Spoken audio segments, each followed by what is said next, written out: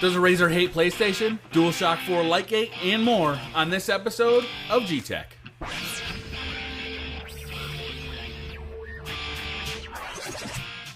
What's up, guys? I'm BriarRabbit, and today I've got a few topics for you, but first I want to talk a little bit about the gameplay. This is the map Rush. We've all seen it. It's part of the new Vengeance DLC, and I found I've had a lot of success with this map just by kind of relaxing a little bit, pulling back a little bit, not being hyper aggressive all the time. What's going on is everybody's rushing around on this map like chickens with their head cut off, and I find it very easy to just kind of sit back, wait for people to come to me, and pick off 2 or 3 people at a time as they're just rushing through a doorway into an open area. I've been having a lot of success with that. Check out this gameplay. You'll see a little bit of it. And let's move on to our first topic. There's actually some interesting news for PlayStation owners. Hoping to see Razer's next gaming controllers come to the PS3 or PS4. As we know, they've made the Xbox controllers with the Anza and with the Sabertooth, but they've never released a PS3 controller. Well, Min Lang Tan, who's the CEO of Razer, had a little bit something to say about this on Twitter. I'm going to quote what he said. He said, "One of the big reasons why we don't make PlayStation accessories is because I don't really spend time with mine." Unquote. So, you know, that's fair. I think that's probably true of a lot of people who own multiple consoles, is they kind of sit on one and not the other. I know it's true of mine. I play a lot of Call of Duty. The DLC for Call of Duty comes out for the Xbox first, so I've been a mainly Xbox player, even though I don't really have a preference for the system itself. But anyway, so later, when he was asked if we will see new products from Razer on the PlayStation 4, he had this to say: "I had my PS3 for a long time, and it gathered a lot of dust." Literally.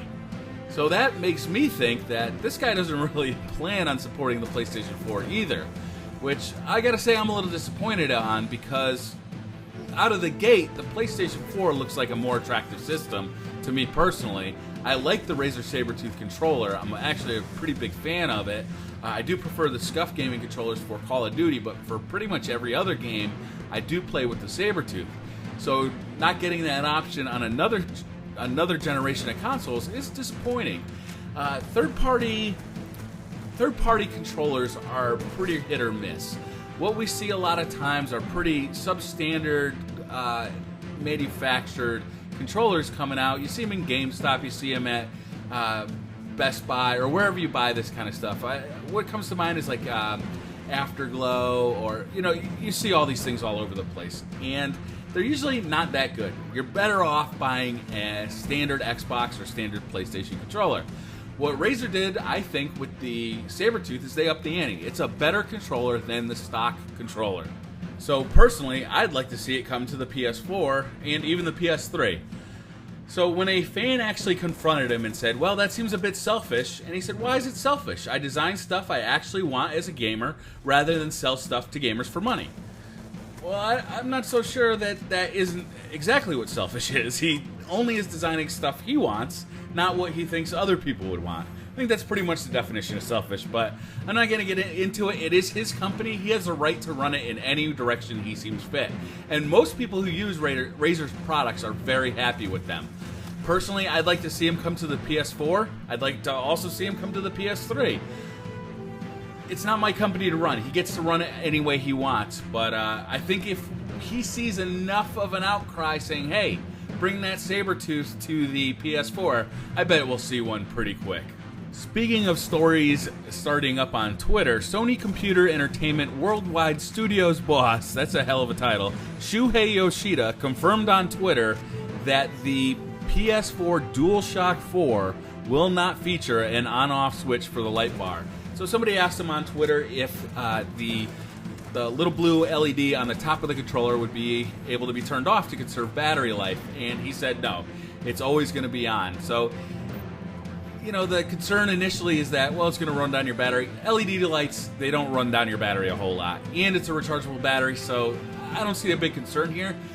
The interesting part of this story to me is that the fact that it can't be turned off would seem to indicate that it was designed to be used with a PlayStation Eye camera all the time, And that lends a little bit of credence to the rumor that the PlayStation Eye was taken out of that system's pack-in bundle kind of, right at E3 when they made the announcement that the PlayStation 4 was going to be $400 when they undercut Microsoft's $500 price point. A lot has been talked about that rumor. Sony denies it. They said we've always said that we always thought that it's going to be $400, but this would lend a little bit of credence to the rumor that maybe they made that decision at E3 itself. Oops, sorry about the phone. Our last bit of news is actually very sad. It was just announced by Giant Bomb that Ryan Davis died over the weekend. He actually died on July 3rd, which is very sad. He just recently was married. I didn't know Ryan Davis. I only knew him as a fan through Giant Bomb and the Bombcast and even back from GameSpot.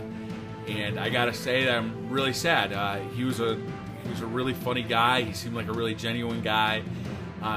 I know it's weird always to be, upset as a fan over, somebody you didn't know, but after listening to 4-hour podcasts once a week, you almost end up feeling like you know somebody, and it's sad to see him go. He seemed like he was a really genuine guy, and I know he'll really be missed. I know he'll be missed not just by the people who knew him, but the people that just followed him in his career. So that's all I got for this week. If you guys liked the video, hit that like button. If you guys want to see some more, hit subscribe, and I'll see you guys in the next video. Bye.